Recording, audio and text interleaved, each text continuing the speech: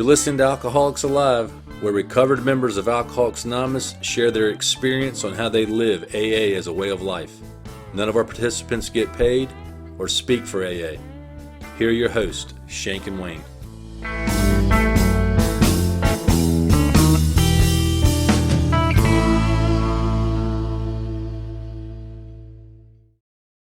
Hey, welcome everyone. Appreciate you joining us today.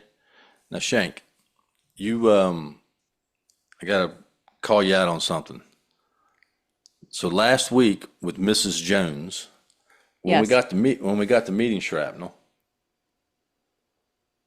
we had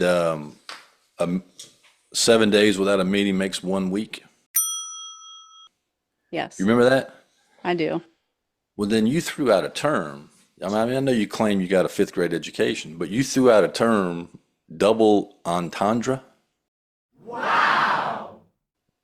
Yes, Well, that implies that you might be smarter than you lead on.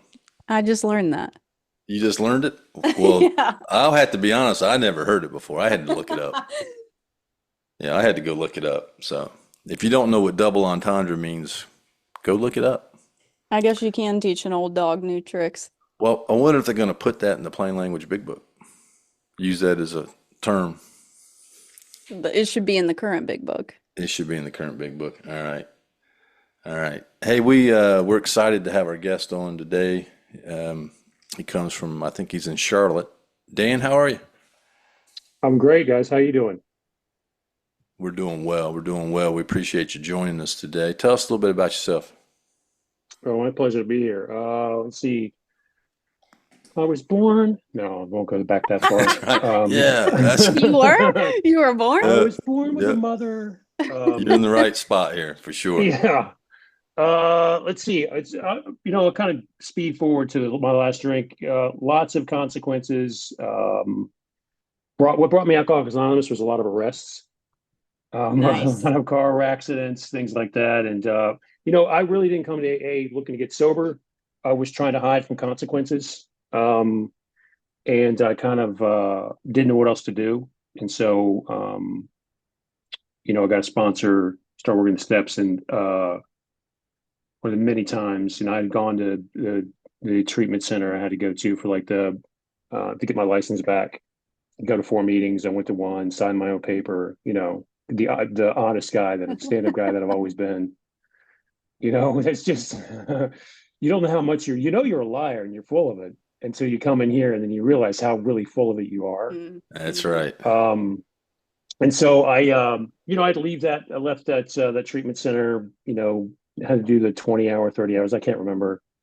And I'd go to the bar and get a beer. And 2 years later, I got my second DUI in 2 years. And the state of North Carolina has a rule that seems a little unfair, but they say take your car if you get 2 DUIs in 2 years, and they sell it at auction. Which you owe $10,000 on the automobile. It's kind of a problem. Oh. And so and I'm looking at 30 days jail time too, which is always fun. And I can pretend to survive in jail and look like it, but that's just all a front, man. Everything's a poster board for me. I can pretend to be something, but the reality is completely different. So I went to treatment for 30 days and it dried me out. Didn't really, we talked about the king baby and all that stuff they tell you about in treatment, which is always fun. Yeah. Throwing the tantrums, I king forgot baby, about that. which one do you fall into? And they were great people, man. I mean, they really were. And they took us to meetings. That was the thing. Took it to AA meetings and NA meetings, which was great. And I didn't hear the solution right away. I just heard people weren't getting high and drunk anymore. And I heard some good stuff. And so I came back and I got a sponsor and started working the steps. And, my awakening came when I read the doctor's opinion. That was when I realized, all the shrinks I'd gone to and lied to, all the self-help books, all the things I'd been trying to figure out how to do. I thought I knew I was crazy. There wasn't even a doubt in my mind I was a nut job. I was always something twisted about Dan, even as a kid. And so, when they put it in the plain language, if you will, not the plain language, I'm not looking for that kind of plain language, but in terminology that I can grasp, I drink essentially because I like the effect produced by alcohol. It was like, well, no kidding. I mean, what? Didn't everybody do that? sensation so elusive, restless, discontent. And as soon as I read that, and it said, we take drinks we see others take with impunity. That really made me mad because I would focus on that. This guy does this, but he's not getting arrested. He's not getting in all this trouble.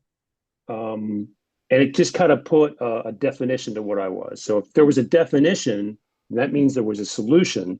And that's the way my sponsor related out. He's like, well, if you can identify, that means a solution. And here's the solution. So that's what we're going to do if you want to get what I got. And so for me, that's how it was broken down. And that was October 15, 2006 was my last drink. Actually, 2000 was the 14th. I got sober on the 15th. It was my sobriety date, and I haven't looked back, man. I'm one of these white chip one wonders, and it's only because I didn't know Alcoholics Anonymous existed. And if I did, I probably would have picked up a drawer full. So, by the grace of God and the 12 steps as it was originally laid out, and as it's simply put in the book, it works. But you got to show up and do something and stop feeling things. Trying to use the brain is trying to kill you to fix you. That was my problem. Well, so that's for that's sure. my story. All right. Now, did you get your car back? Here's a little God story for you. My attorney, who ended up becoming the district attorney in Charlotte, was my attorney at the time. And he said, "You're not getting the car back. It's going to be impounded. It's going to be sold. You're going to owe $10,000 on the note. You're going to go to jail because you went to treatment outside of North Carolina, and it's going to cost you about $2,500." Oh yeah. That was a beautiful. And he's like, "So that's what's going to happen. This is what you're up for." So I was like, all right. I was about probably 9 months sober, maybe. And I'm thinking, all right, I've been going to meetings. I'm working with a sponsor. I'm making coffee. People are jacked up on coffee because I keep making it. Right. And I'm making it strong. They're like, "Oh, Dan's behind the pot. He must be making some strong coffee." Because, I go excess on everything. Well, if one scoop's good, 2.5 are awesome. So, Yes. I'm doing all this service work. Right. And I'm in the jailhouse. I'm looking at, okay, this is what's going to happen. And I go to the bathroom and I get on my knees. I was like, all right, God, you're my co-pilot. This, got me this far. Here's tell me what to expect. I'll go. If I got to go to jail, I got to go to jail. Going to suffer the consequence. So we go up, and I get emotional about this because I it's just amazing. And my attorney's like, "Well, Your Honor, this is what he's been doing. This is how he's been living." And the judge says, "You got your chip on you?" And I said, "Yes, sir." He's like, "Bring that up here." And so I gave it to him. He's like, "Nobody has any idea how hard this is to get." And he gives it back to me. He's like, "Time served. $200 and you're done."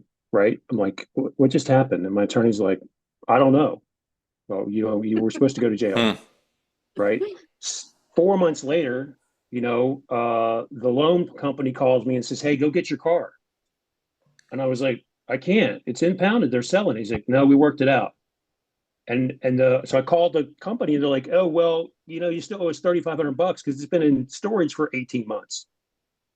And I was like, "I don't have that money." So I called the loan people and they're like, "Okay, we'll give you a call back." So then they called me back and said, "Hey, we're going to add that to the end of the loan. Just go get your car." So when I go get it, Denton, my buddy, drives me there, right? I get there and as I'm leaving, they can't understand why they're giving me the keys. The people who work there are like, "This shouldn't be happening. I don't understand how this is happening." The guy followed me out, wouldn't give me the stuff that was in my glove compartment because he's like, "This can't be happening. We should be selling this automobile." I was like, "Dude, I don't know what to tell you." So I drove that car for like another 4 years. Yep. With a blow and go, by the way, which is fun. Oh my goodness. Nice. Awesome. Yeah. Awesome story. Yeah. Nice. So Yeah. hope I wasn't too winded. No, it's good. Thank you. Now, Shank, you got to add King Baby to the shrapnel list. Oh, for sure. I forgot about King Baby. I did Oh, too. I love some King Baby. Love it, dude. Oh yeah. Oh my goodness. Shank, what's our topic? Our topic today is Bill's story, and our reading comes from page 14 in the 4th edition. And this is what it says. My friend had emphasized the absolute necessity of demonstrating these principles in all my affairs. Particularly was it imperative to work with others as he had worked with me. Faith without works was dead, he said, and how appallingly true for the alcoholic.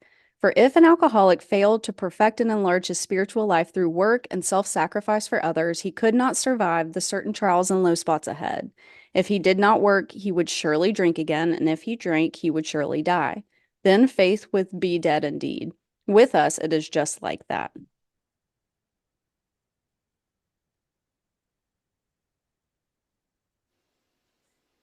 Is that pause just for effect, or Just for effect. I mean, let it sink in? Gotta let that reading was sink in. Oh. so powerful. We got to let it sink in. Dan. Absolutely, man. This is pretty hard stuff right there. So, Oh, yeah. this is Bill's story. This is Bill talking, his experience. So who was his friend that he's speaking of here that had emphasized the Is this absolute part of the necessity? is this part of the test of the Yeah. podcast? This is Debbie, your right? this is your sobriety audit. Guest Yeah, test. this is Abby Thatcher. Oh yeah, the guest test. Yeah, this is Abby Thatcher. Bill's like, even Bill called him his sponsor, even when Abby kept bouncing around and not staying sober. So yeah, that's I believe that's correct. Here's what I know. They drank together. Hmm. They were good friends. They were friends from childhood. And he had gotten sober through the Oxford groups. Does that sound right? Ebby? Yeah. I think that's right, Shank. Hmm. So did he remain sober? Did Ebby remain sober? He just got sober through the Oxford group, stayed sober, and was Bill's sponsor forever. Is that are you at? So are these questions directed at me or Wayne? Both of y'all. I'm All just right. I'm the baby. What do you know, Wayne? Well, I can tell you a story. So, he got. I mean, Ebby got into a bunch of trouble. He was trying to stay sober, and he got in trouble for shooting some pigeons that had landed on this house, family house that he had just painted, and then he got in trouble for literally driving a vehicle into another house, and they were going to lock him up, and three folks from the Oxford group, one of them had a relationship with a judge, said, "Hey, let us take him and see if we can help him." They were members of the Oxford group. This is a condensed version. And then he got sober. He was sober for a couple of months in the Oxford group. And they basically told him, "Hey, you got to go find somebody to help." So he picked Bill Wilson, and he went and talked to Bill. And, Bill didn't immediately stay sober, but he got sober a few weeks after that. To answer your question, did he die sober? Or he had a long period of relapses. And I was actually at the International Convention in 1995 in Minneapolis, actually 2000, in Minneapolis, Minnesota. And a guy named Cersei was there, who at that time had been sober about 60 years, I think. He sponsored Ebby. And I actually had a conversation with him, and he assured me that Ebby was sober over 2 years when he died. Wow. And yeah, so there's a book too that a guy named Mel B wrote that's called Ebby T, the man that sponsored Bill Wilson. Mhm. He confirms in there that Ebby died sober. But Cersei told me, and even in that book, it talks about how he just was riddled with resentment. All of his life was always kind of like angry, and always looked for a solution in a relationship with a woman, and that was kind of his downfall. So Who knew? there you have it. But hey, the That doesn't bottom line is, no. That doesn't work. Sound like you might have a little bit of experience with that, Dan, but just a little bit. Yeah, I took quite a few hostages. Yeah, yeah. But the interesting thing is that Ebby, I mean, we're here really because that he took some time to go visit Bill Wilson. I don't think he had an option though. If you read some of the stuff historically, I mean, they basically told him, the Oxford group said, dude, you got to get out of here and go help somebody. If you don't, Mm. we're going to send you back to the judge. But anyway, there's that. It's pretty What I think is amazing. what I think is so interesting is, Ebby relapsed, if you will, many times. And I think when I first got sober, I had this idea that everyone that had been sober longer than me would remain sober. And the first few speakers that I heard, all of those guys except one have relapsed a lot. And they are still in my life today. I'm in a home group with one of them. And it's just so amazing because I remember what they were saying connected to me. I connected to that so much. And it really didn't matter at any point when they relapsed or came back, or it didn't put my sobriety in jeopardy. Like I had learned from them what to do, how to read the book, what to do, how to stay sober and help others. And that's what they were doing in that moment. So I always think it's really cool to kind of reflect on how, I still learn a lot from people that have less sobriety than me Yeah. or who I've sponsored for Hmm. years or haven't been able to help, um, even though they haven't remained sober. Yeah. Well, there's a buddy of mine that says, Dan, be careful how you treat the newcomer because someday he might be your sponsor. Well, we've got evidence of that. There's truth to that. Yeah. You Yeah, never know. Absolutely. Yep. You for never sure. know. Yep. Yep. And Bill called Ebby a sponsor his whole life. Yeah. Hmm. Even though he obviously stayed sober a lot longer than Ebby did. Oh, yeah. That's so interesting to me. All right. So I have another question for you guys. Is this passage insinuating that if we don't work with others, we will die?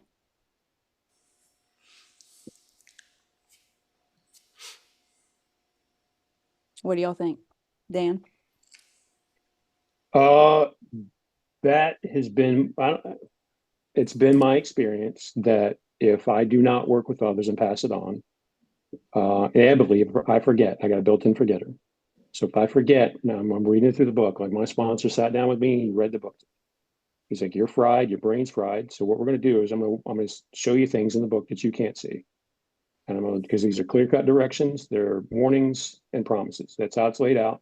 It's a textbook." And so as he walked me through that, he showed me things in there. And so the longer I've stayed sober, walking other men through that, I see new things, and I remember who I was and who I can be again if I don't pass it on. And it's great doing service work of making coffee and picking cigarette butts back in the day, or putting chairs up. But if nobody's showing up, if there's nobody that knows how to work the steps and work with a newcomer, you can set all that stuff up, and everybody's going to be sitting there. Nobody knows what to do, right? So unless you pass it on and you carry the message, it's what's the point? Because the point is to be of service, max service to others, and carry this message. So that's been my experience. Yep. Similar to mine. I guess the question is, what's the term die mean? Does that mean you're like physically dying, or does that mean you're Mm-hmm. going to go back to drinking, or spiritual death? All the above. I think it does kind of imply that if we don't find some form of service in terms of actually working with another alcoholic, that we probably are going to relapse. The I mean, the interesting thing is if you believe what the steps say, then the 12th step basically tells you that you got to help somebody else, right? You got to carry the message to another alcoholic. And it's almost kind of like what's the word? Not recommended, it's like a requirement if you're going to follow step 12. Mm-hmm. So, and I don't think that necessarily means sponsorship. We just got to be involved in the practice and of actually helping another alcoholic. And there's lots of ways that we do that. But I think this is talking more, one-on-one work with another alcoholic. I got to keep giving that gift back if I'm going to stay sober. Well, what about other forms of AA service? I love them. All right. I I mean, love them. I love them more. yeah. I'm more loving. Well, there's The lots of reason forms, huh? the reason I ask is because there was a point in my sobriety where, I was incarcerated, and the only thing that I was able to do, I felt like, was read the book with other people. No one was staying sober. I did a third step with someone that had boofed meth into the jail and lied about their sobriety. And when I got out of prison, I think I like overcorrected. I just thought that what it meant to be a good member, a member in good standing of AA was to be on every committee, to have a bunch of titles, to tell people that specifically when I would go around and speak, like I'm on this committee and that committee, and I've done this, this, and this. And yes, I was still helping people and sponsoring people, but it just seemed like all these other things took precedence over sitting down and reading the book with someone. And maybe that was just my own understanding, my own ego, my own thought about AA or what I was hearing or who I was getting guidance by. I don't know, but um it just seems like in the last several years since I'm still very active in Alcoholics Anonymous. I do a lot. I go to a lot of functions and I enjoy all of those things, but taking it back to reading the book with someone else or just explaining what AA is, what it is not, helping them find a sponsor or find someone to sponsor. To me, it seems like that is more kind of what this is talking about. Like I was spiritually dying in those times when I was the most active in AA, probably. Yeah, for me, there are, because for me, I wasn't sober and I was still trying to give back because I couldn't sponsor anybody, of course, because hadn't walked through the book and but making coffee and doing all those things, giving guys rides, going to treatment center. I remember I was out 60 days after I got out of treatment. My sponsor says, "Hey, we're going on a 12-step call," and I was like, "What's that?" He's like, "We're going to talk to somebody who's just getting out of treatment like you." And I was like, "Well, I've only got 60 days." So he's like, "He's got 30, so you got 30 days more. So let's go talk to him." I'm like, "Oh, okay." We sat there and talked to this guy, and I had no idea what I was doing. I just kind of listened. And he said the kid sounded just like me. Everything that I was going through, he was talking about. And what that gave me was a perspective of we're all the same, and that I think is part of the service as well, is just realizing you're not alone. There's hope. If I'm sober 60 days, this guy's 30. 30 days, 3 hours, 3 days is a miracle to me at that point in my life. So yeah, I pride myself on telling my guys, get involved, do some service. I don't care what it is. You got to get a service commitment, because giving back's a big part of this thing. I've been selfish my whole life. I've been a taker, and the only time I've ever given anything back is because I was getting something in return. I'd tip. If you didn't see me, I'd tip you again so I could get that. So you can actually see me tip you. And how insane is that, right? You do these things because you get a payoff. And my payoff now is nobody knows. And I remember my sponsor, I was going through this stuff. He's like, and it was he's like, "I want you to go out and I want you to do something nice for somebody. Not tell anybody about it." I'm like, "Oh, okay, cool." And so I went out and did it. I came back. It's like, "This is what I did." He's like, "You're a mess. You're telling me." It's like, I said, don't tell anybody. Mhm. It was so ingrained to get some kind of accolade for something. So that's all I got on that one. Yeah. I like it's actually in Bill's story where he talks about, I was not too well at the time, was plagued by waves of self-pity and resentment. This Hmm. sometimes nearly drove me back to drink, but I soon found that when all other measures failed, work with another alcoholic would save the day. Yep. And yeah, I think there's a big difference between an activity and action. And I mean, a lot of times in AA, we think a lot of the activity is the deal. Committees and going to stuff and going to a bunch of meetings and going to conventions and conferences and you know dinner and coffee and all that stuff's very, very important. It certainly keeps us involved and And for me, it keeps me busy. It keeps me out of my head. But the real work is trying to help another alcoholic, another person.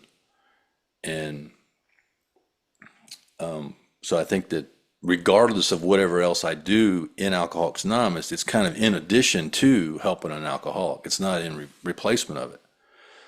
And I think that's what you see a lot of times happen to AA members is they start getting involved in other stuff, whether it's general service or you know, dinner or cookouts or picnics or workshops, and that becomes primary, and they tend to forget about the idea of helping another alcoholic one-on-one and praying, and a lot of times you see them disappear. Mhm. Yeah. Can I ask a So, quick question? yep. Susie mentioned something a second ago. She said that she was doing a third step prayer with a woman who boofed some crystal meth. Can I get a definition of what boof is? That is Dan. sneaking it in through your bum. Gotcha. See, we call that a prison wallet where I'm from, but that's cool. Yep. Yep. Don't be boofing anything. Don't Ah, boof it or prison wallet, son, don't, because I'm not that's sure I'm right. going to consume it. Yep. Mm. Mm. So what has, in the terms of Bill's story, enlarging your spiritual life through work and self-sacrifice for others looked like? What it looked like when you were new? What's it look like now? Is that different?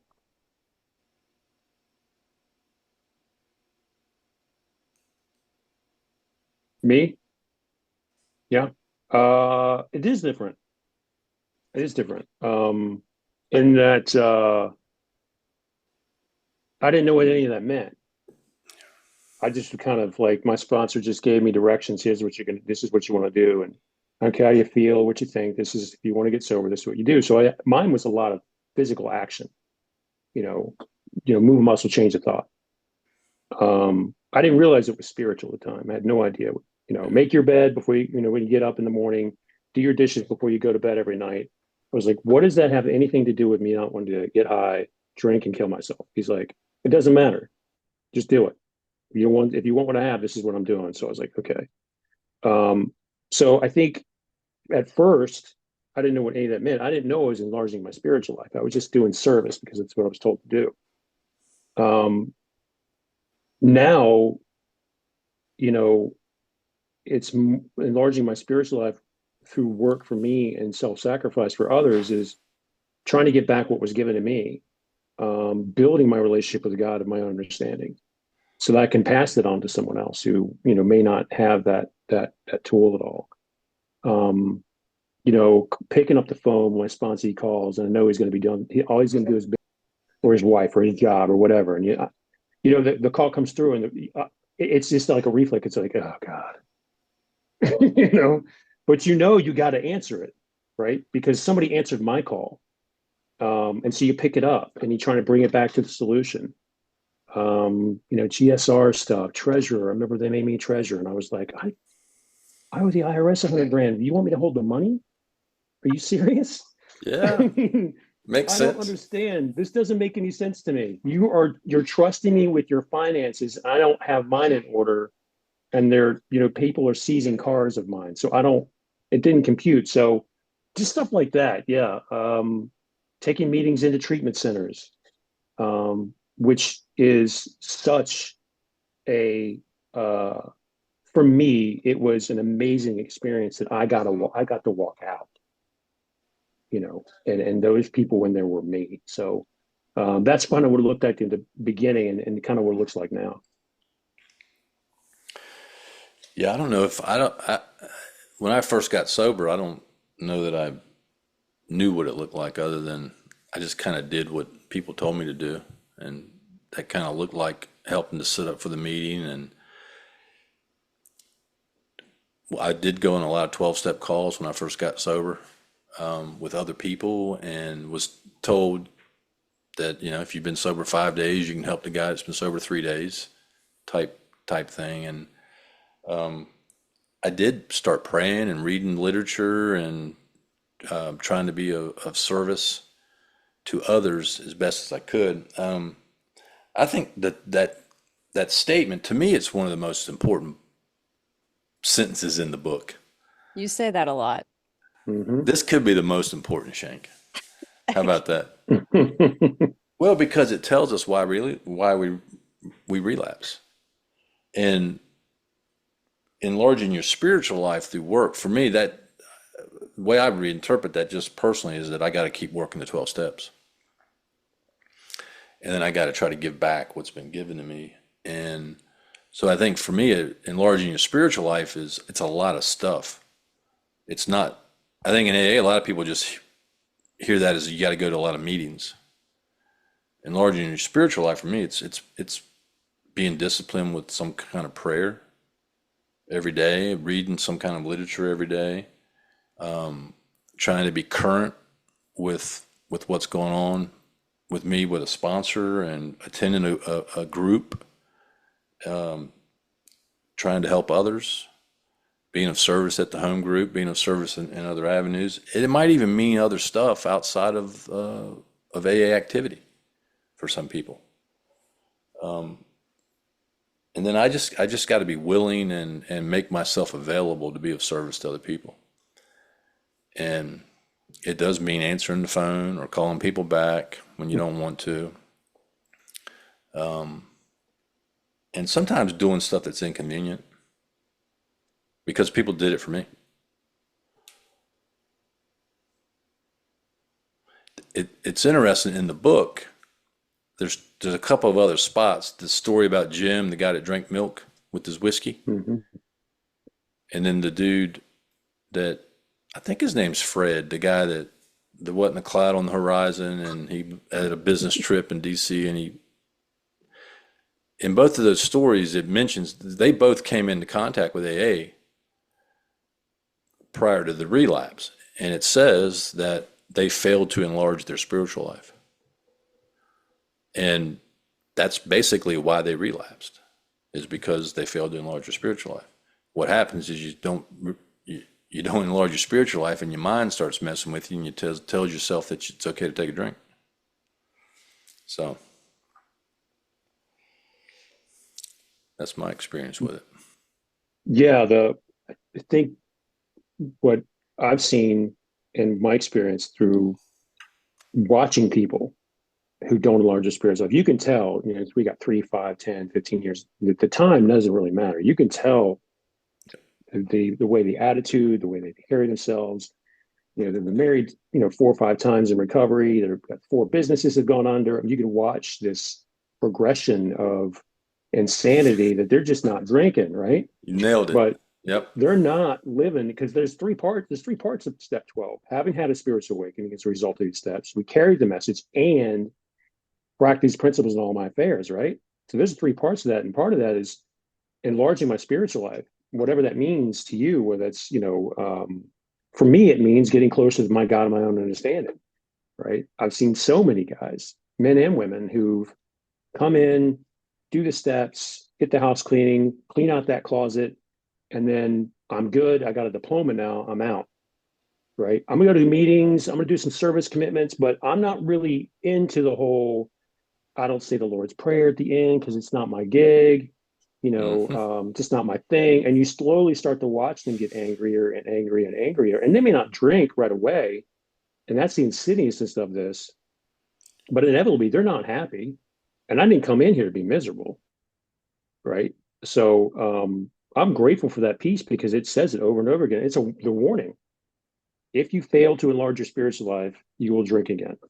It's not it's a statement to me of Yep. what they saw are the first 100, I guess. Hmm. Shank, you enlarging your spiritual life? I am. Yeah, I think for me, the enlarging my spiritual life through work has been the 12 steps, but I've also, been able, AA has allowed me to be open-minded about many and all spiritual practices, and I've been able to revisit, like the faith that I was raised in, and then the other faith I was raised in, that's a cult. And I even, have that literature and have read back through it and read through it frequently and see, what helped create who I am and how I am the way and I can take things from it and not just be judgmental, which I know is not me because for years I was like, oh my gosh, how did my family members like participate in this? They must have been really crazy and sick and demented or whatever. But today I can look at that and just say, there are so many good things within this that help shape who I am. Um, and the self-sacrifice for others, I think, has been, I wouldn't say more difficult. Alcoholics Anonymous has taught me how to do that. I've learned everything I know how to live my life basically through Alcoholics Anonymous. Um, but similar to what both of you all have said is, sometimes that self-sacrifice for others means showing up to a prison for months that they asked me to be at, that they asked me to bring a meeting to, and never getting through the door, until that eighth, ninth, 10th time that I'm there, that finally, and not being rude and mean and saying, you asked me to be here. Let me talk to someone else, just saying, hey, can you please let these people know that I was here again? And yes, escalating it at times, but who I who I was when I got here would have immediately been like, do you know who I am? I've been asked to be here. Let me talk to the warden immediately. This isn't fair. And I've learned how not to do that so that the women who are incarcerated can have a meeting. Because women did that for me. They showed up and I didn't know that at the time. They didn't talk about how they were there all the time and couldn't get in or whatever the case may be. Um, and sometimes it's meant for me in sobriety, which I don't know. I think people think this is a little controversial, but there are many people that I've sponsored over the years that they relapse, they come back, they relapse, they come back. And at some point, having a conversation and saying, hey, listen, if you can't be honest with me, if you're not able to find a connection with God, let's find someone who can help you. Let's find someone else that you can be completely honest with, that you, whatever the hangup may be, I don't have to be like, I can help. I can get you. Don't you know how long I've been sober and like I'm so spiritual and amazing and great, have all these things in my life. It doesn't have to be that way. And I don't know that I've ever consciously felt like that, but at times it can be like, man, you just keep doing the same thing over and over. Like, of course you're drinking. So Alcoholics Anonymous has taught me through the steps, through that work and self-sacrifice, that I just may be the catalyst to help someone find something else, someone else, to help them. So I think that that's probably, I don't know that that's necessarily like, I'm not a martyr. I'm not like self-sacrifice, like, oh, I just can't help you. It's not like that. But it's deflating my ego to realize that I may not be the right person to help everyone. And I may just be kind of that in between, which has been very obvious in the last few years, which I, think is good. That's not saying that if someone asks me to help, I'm like, no. But it's been a journey really to realize how I can be most effective, I think, in helping someone find the 12 steps or find someone that can help them.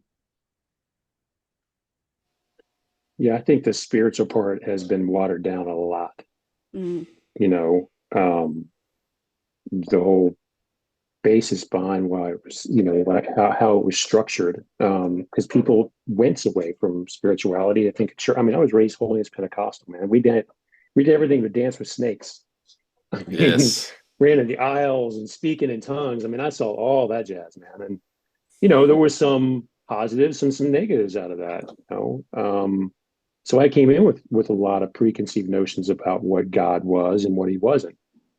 And so there was a lot of stuff I had to unlearn. And so I think there's a lot of that. And the other part of that is I think where there's a lot of loving people to death, not telling them the truth about what's really going on. Do you want to hurt their feelings? I mean, I don't want to hurt their feelings. And hurting their feelings is one thing, but telling them the truth is a totally different deal. people just don't want, when you're in that, when I was in that position until I was done and I was completely finished and I was, at the point, at the jumping off point, beat into a sense of reasonableness that I could listen to what somebody had to say.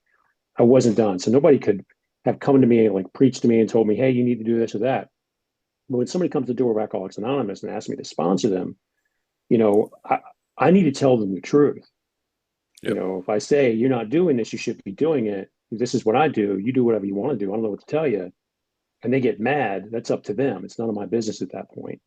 All I have is my experience. That's it. I can't tell you my opinion about something if I don't have any experience with it. So, this is a big part of for me. It's a big part of why it's still around, why it's worked so long. Yep. So Dan, what would you do if someone showed up to meet with you and they didn't have their book? I'd tell them to go get it, and we'll meet when you have it. I don't know what to tell you. We can't read if you don't have something to read. I had that happen. Wednesday, was it last Wednesday or Thursday? Mm-hmm. Guy didn't showed up with no book, and he's like, "Oh, it's okay. I'll just sit next to you, and you can read it, and I'll follow along." I was like, "Nope." That's not how it works, man. Nope. But see you next week. Right. Mm-hmm. Yep. That's right. Yeah, I had a guy do that recently, and he ended up bailing.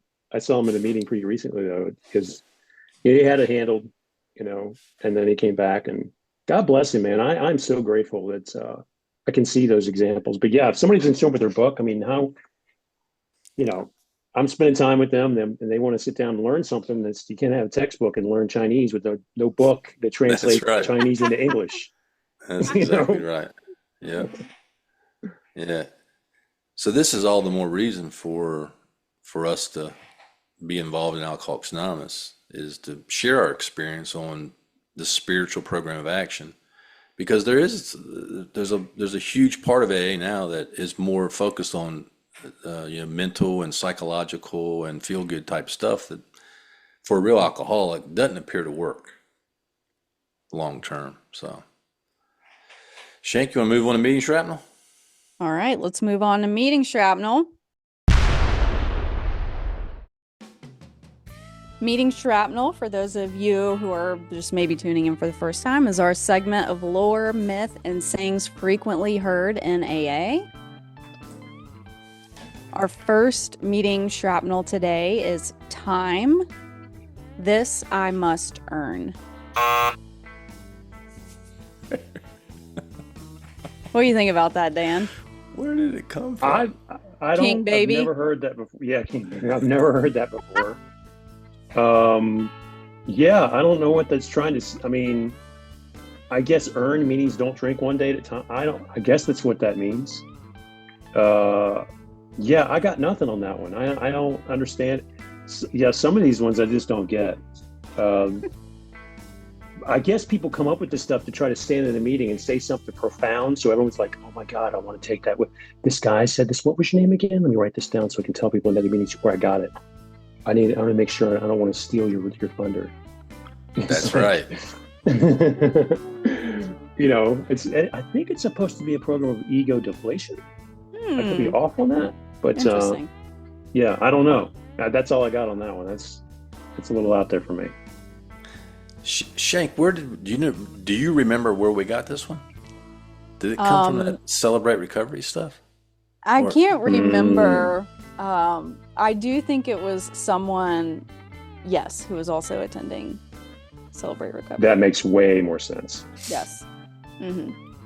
But these sayings have a way of creeping into AA, and then all of a sudden people think that time, this I must earn is AA, and I'm hanging on, and I'm white knuckling it, and I've got 30 days. Well, I'm pretty sure I heard somebody say this one. Yeah, I think it was at our home group. It was at the home group. Yes, I remember. Yeah. Yes. Yeah.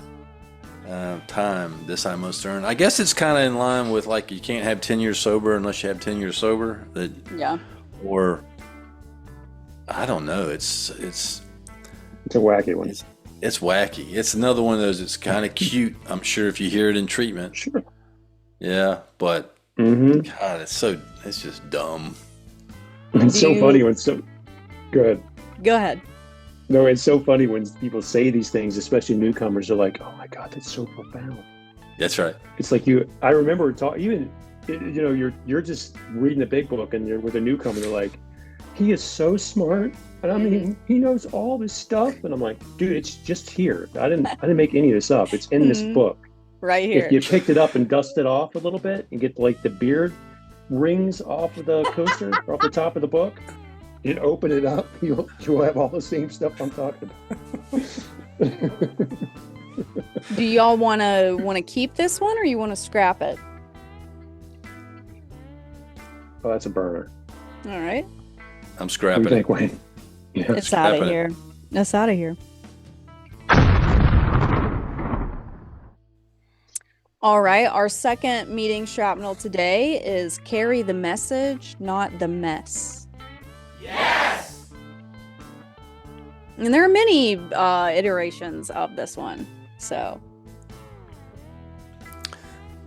There are. I Dan, you like ever heard this this one. one? Yes, I like this one because it's so on point. It is. I think mean, we got this one from a talk of yours. Really? Oh, that's right. That is. It is one that so you and I were talking about this. Yeah, I like this one. For me, it's like, carry the message, not the mess. I don't know if I would necessarily say that to someone, Yeah. but that's how, that's what I would say. I know how to get hammered. You don't have to give me a translation on how to get hammered. Right? So let's carry what the program's about, not not all your feelings and your problems. Mm-hmm. That's kind of where that came from for me. I don't know where I heard it. It was early on. I know that. It was probably in treatment. Yeah. Maybe in a chalk talk or something. Right, it's Yeah. shock talk. Yeah. It What might do be you a think, Wayne? Father Martin. It might be a Father Martin statement.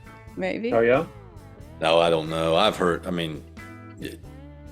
I still hear it a lot. I used to hear it a whole lot when I first got sober. Carry the message, not the mess.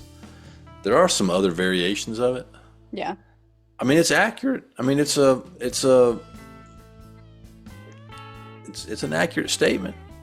You don't have to say you like it just because I came up or I Oh, don't worry. I said it. Yeah. Yeah. No, don't worry. So don't spare my feelings. I'm good. We've got a long history of shooting down the guests on shrapnel that they like. Fantastic. Me and Shank were actually talking before we started recording, and I told her, I was like, it's a good one. Mm-hmm. I'm not sure I'm going to keep it or not, but it's I don't hate it. I mean, it's not, and it's something I think that actually people can relate to. You understand what it means, Yeah. and there's actually a little bit of depth to it. It's not just like some empty, cute statement. Mhm. It's like, I used to, what I was told though, hey, if you don't have any experience, don't share. Yeah, that's kind of what it says. Mm-hmm. If you don't have any experience on the topic or the step, just listen, Yeah. right? Yeah, the best statement is I haven't worked third step yet, but here's what I think it is. That's And right. I Yeah. love it. Like Yes. Yeah. What do you think, Shank, about this one? This one's fine. I don't remember the first time I heard it or something like it. I do remember thinking, well, duh. Yeah, like, have you read the book at all? I mean, that's pretty much what it's saying, in my opinion, as we take inventory and get rid of all of that. But I don't know. I've heard some talks recently that I think I could hold up a sign that says this. Might be good. Oh, Or yeah. one that says, like, get sober, or like, They're drunk for like 45 minutes. what is the solution? This past weekend. So, I'm gonna scrap it though. I like it, but I'm gonna scrap it. Dan, Oh, you I'm keep keeping it, dude. That's a All right. keeper for me. Yeah. All right. I'm scrapping it. Sweet. That's all right. I don't mind being minority. I'm good with that. All right. What's All next, right. Shay? Our last meeting shrapnel, which both of you alluded to, I think in your shares earlier, is the 1,000-pound telephone. So, have you heard this one, Dan? Oh yeah, Yeah. heard it quite a Um, bit. Yes. No, I remember like kind of being a little bit fearful to call people, but it was never, I don't know. It was always just like, well, what are they going to think about me? You know, like, because I was lying when I first got here about how I ended up here. So I was like, oh, maybe they found out. Like, oh. And I was only sober for, 3 months before I went to prisons. And then the 1,000-pound telephone was just kind of like, not really, Expensive. maybe like the 1,000-pound pencil and mail courier, and then several days later Right. or a week later get a response. Like, that didn't seem as bad. Wayne, what's your take? Well, I heard a speaker say it this weekend. Let me back up. They didn't say it exactly like this, but they talked about how heavy the telephone was to pick up. I don't know. When I first got sober, it was kind of just before handheld cell phones came out. So you heard people say statements like this all the time. I got to pick up that 1,000-pound telephone, or I got to pick up that heavy telephone, or the telephone's so heavy to pick up to call people. I never used it, and I never called a lot of people either. I just saw them at meetings and talked to them. And matter of fact, back then you couldn't just pick the phone up and call people as easy as you can today. I think it's dumb. Was that a rotary phone? Like use a circle for you, or was it like you had to crank it? It was close. It was Gotcha. close. Did you have a party line? When I was a kid, we did. Yeah. Not Yeah. when I got sober. Yeah, You guys are rich. yeah. We could. Yeah, there we had were, one line. That was it. 4 of us. There were four houses on that line. Nice. I vaguely remember it as a kid. Yeah. How about you, Dan? What was the name of the switchboard operator? I don't remember. Really? Was she in your basement, like plugging those things into the holes to make sure? No, it was just it was one line into the road, and there were 4 houses on the road. Oh, And okay. So you pick up, and somebody'd be talking, and you'd hang up, or you'd listen to them, and then if you picked up and got dial tone, then you could be the one to get the call through. Wow. But What do I think? I wasn't using the phone much as a kid, though. Let's see. I've heard it. I know I've used it. It felt like that a lot. So I resonated when I was young, when I was really early on. Someone would say 1,000-pound telephone. I was like, yeah, I just didn't want to. The only time I was calling someone, right, was if they were holding or were going out trying to find women. Those are the two. I wasn't calling the head. I had a guy say one time, he's like, I never did a line of coke and been like, hey man, how's your mom? That's That right. wasn't going out. I wasn't going out figuring out how people were hanging out. So when I was calling people, it was for a reason. It wasn't, just to see how they're doing. Yeah. And so when I was told to call people, I didn't know what to say. I was like, hey man, this is Dan from the men's meeting, and hey, and the guy was like, hey, and then a dude calls me. He got my number at the meeting. I'll never forget. Travis. He calls me and he says, hey man, this is Travis from Starting One Men's Meeting. How you doing? I was like, I'm good.